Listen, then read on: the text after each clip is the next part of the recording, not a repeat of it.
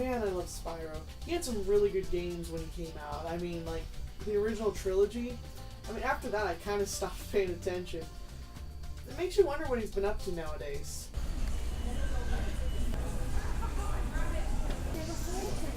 Yeah.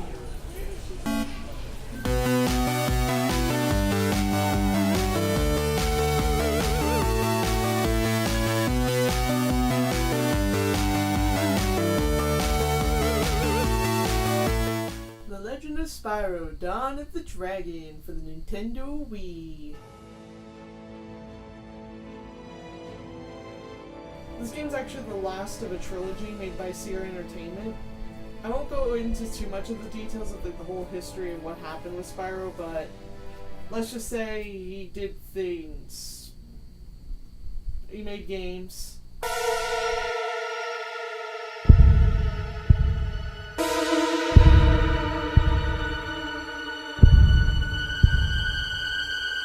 So I never played the other two games before this, so I don't really know what the story leading up to this, but it's Spyro, so how confusing can it get? Spyro,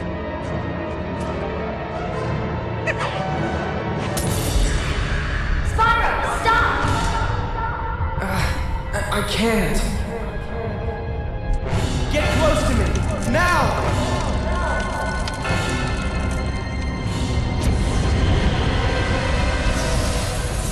And I'm already lost.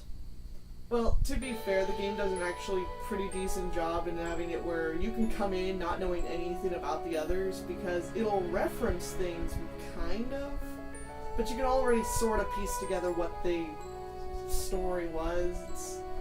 It's kind of hard to describe. What happened? Where are we? I don't know. It's all a blur. Yeah, me too. So you wake up as Spyro the Dragon and company. You got, you know, everyone knows Spyro, but then you got this, like, female dragon, Cinder.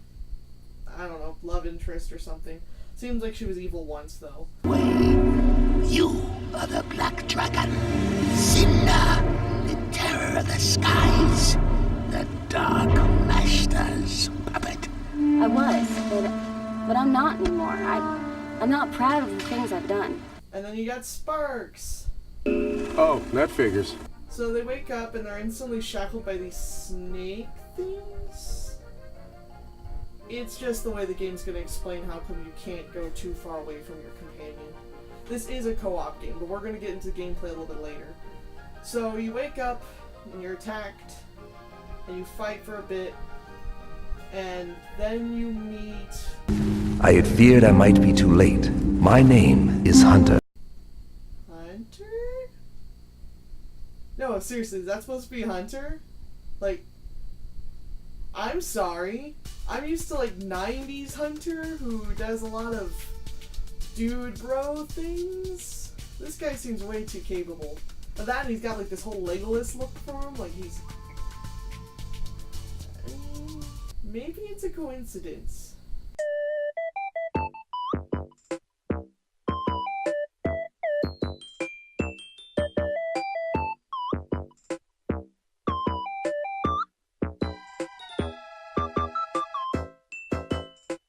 Maybe. So you follow Hunter, and you end up going into his people, who hate dragons. Why?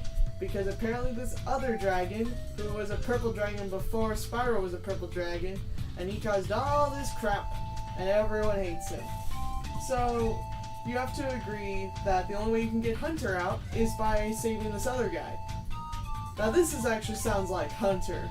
I can just imagine. It's like, hey Spyro! Kinda got myself tied to this totem pole, but people kinda hate me for some reason. But if you help me get Meadow out of this thing and do all these other stuff, then you can have me back, and I might even give you a dragon egg for it. So at least they kept that going. Alright, so this seems like a good time to get into the combat system. So you press A to jump, but if you press A a couple of times, you can actually fly, which is a huge deal for Spyro fans. And the flying is lame.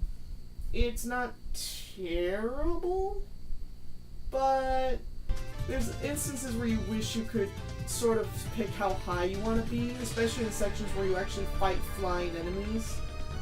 game doesn't handle that well. Also, there's plenty of hidden items that you cannot reach because you cannot fly high enough. It's really weird. It's nice that you can fly, and when you can fly in certain areas, it's fun, but for the most part, it's kind of just meh.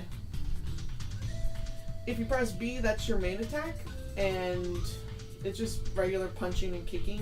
You can even swing the Wii remote. That's right, motion controls. And they suck.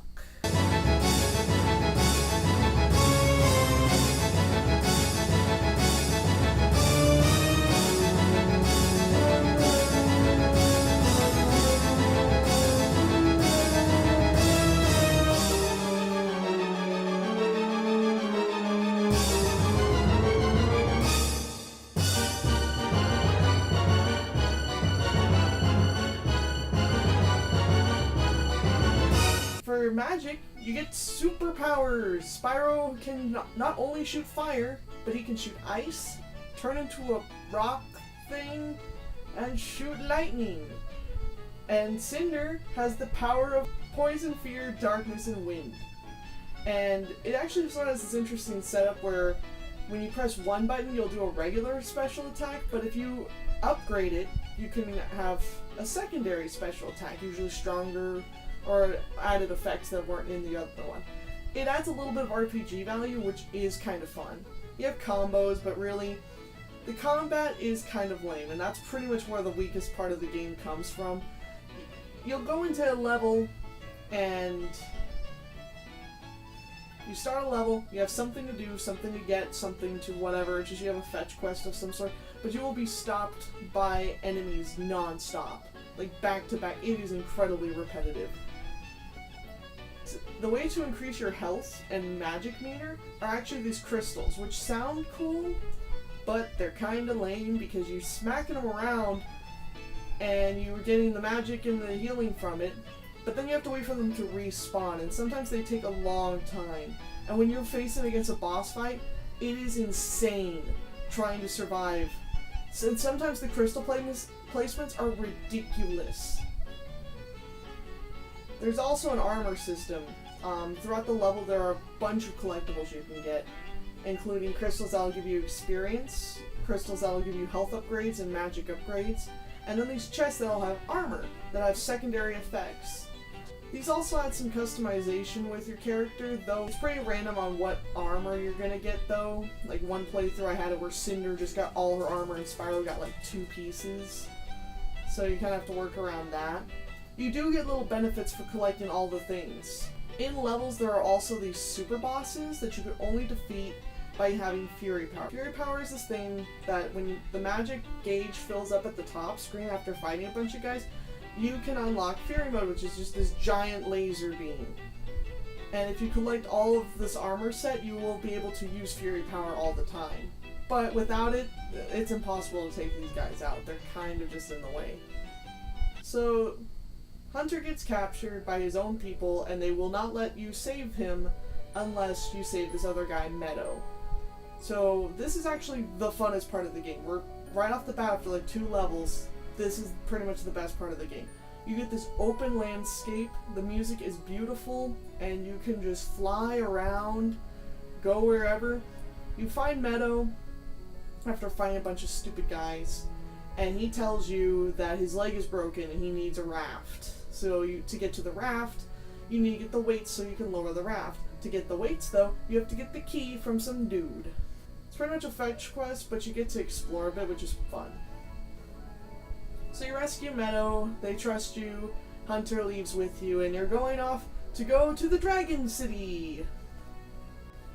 Filled with mole people!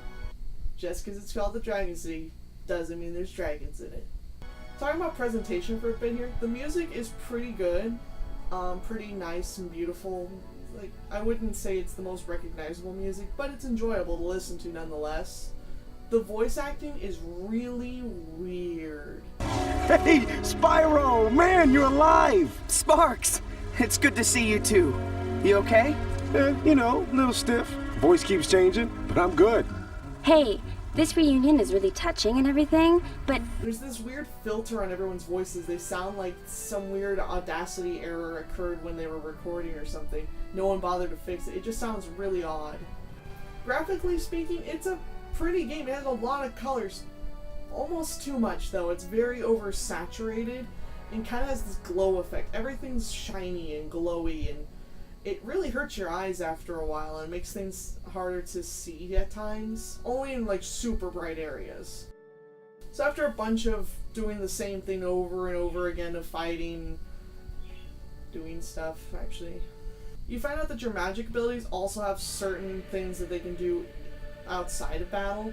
Like there are certain areas that you can use Spyro's electricity or Spyro's rock ability or fire. Then there's sections where you can use Cinder's wind and fear. They're not much, but it's kind of nice to have them there. It's a nice little addition. You have to rescue some old people. After you do that, you just sort of progress into the level. But then you see dragons! Dragons! Doing things and dying. Kind of. Really, you don't see any of them win anything. There's this one section where you have to sit there and save, like, you have to protect this guy while he's shooting cannons and also help him reload. And the game has this weird thing that if you're protecting someone and their health bar gets too close, like pretty much halfway dead, the screen turns this bright red and you can't see anything. It's kind of hard when your characters are shades of red and then you put a red tint on everything. It's just awful. You go through the first level and then there's this giant dude who's just wrecking on you. You have to do some quick time events with him. He comes back and you have to find him for a bit. It's really boring, really repetitive. Kind of just have to wait for him to lower his hand and do stuff. And then you defeat him and you're like, hooray! Well then Malformed says, mwahaha, I'm evil. Which, by the way, I hope he chose the name Malformed and wasn't just unfortunately named that. Because that's like evil McBad guy. So Malformed has summoned the Destroyer, this guy that I guess will destroy the world, and that's what he's supposed to do. So you knock out a dam so you can slow him down, and then you get this fun level. Fun level. You like running around, flying around, trying to figure out where all the spiky things are that suck your magic away while you're attacked by bad guys? Then this is for you. Very easy to get lost, very easy to get disoriented. Flying, like I said, is not this game's strong suit, and this whole level is just flying. So after we defeat the Destroyer, the world's still gonna end, so our last stop is, I guess, to try and defeat Malformed, because maybe if he dies, the other guy dies? Whatever. And Ignitus seems to die, just like Gandalf. And Elijah Wood's Spyro is sad about it, and he turns into a dark dragon. It comes out of nowhere. I'm gonna assume it's a thing that was explained in the other two, though. So Cinder's just like, oh, baby, don't be like that. And Spyro's like, oh, okay. So you move on, and this is leading into the final stretch of the game. And oh my god, this level is just lava and death and awful placement of crystal. They put a healing crystal surrounded by lava that's easily to fly into or run into, with enemies everywhere. It's really frustrating. And on top of that, the music! It is the most calm music I have heard since the first level of this game. It's just so nice and pretty, and you kind of forget that you're in hell. Go to the next level, you have to light some torches. You do so. They get to meet Malformed. He takes off the snake things, only to immediately put them back on after this cutscene. And then he starts telling them stuff about, like, how purple dragons are about rebirth and stuff. And Cinder says, don't listen to anything he says. In which she immediately listens to him right after. And then now she's evil. Why won't you fight now? Because you've left me nothing to fight for.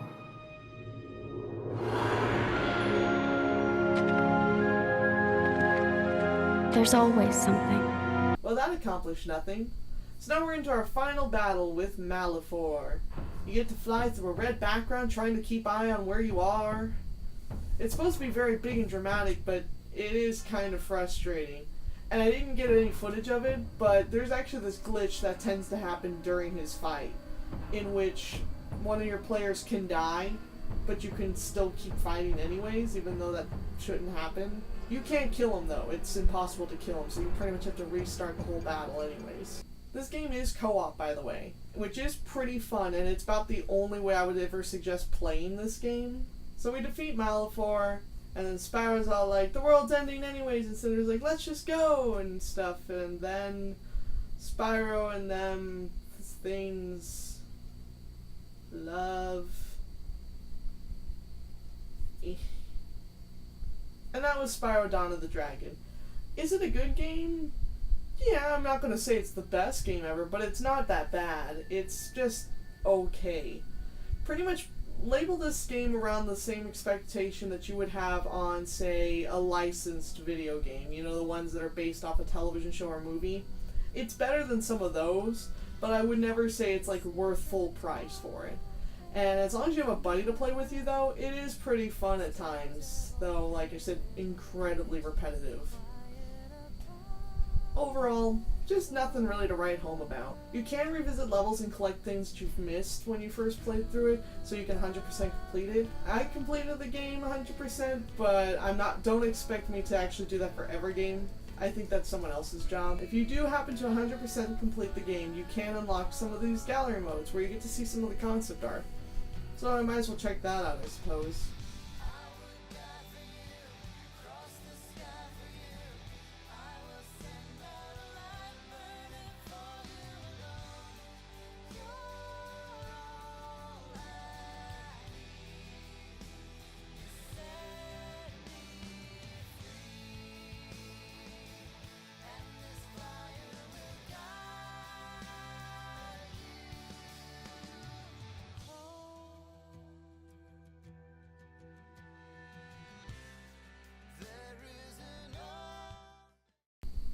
Wow, this opens my eyes to how much work really does go into a game. It makes me feel like an asshole. 0 out of 10, would not play again. Hey everyone, thanks a bunch for watching my first review. It's been a long time in the making, so I'm glad I finally got around to finishing it. I hope to be a lot more productive in this following year, so if you'd like, you can hit that little subscribe button wherever it is on the screen. I'd really appreciate it. Like or share or whatever, I don't know what goes in these end slates. But hey, thanks again for watching, and I hope you enjoyed it. Till next time.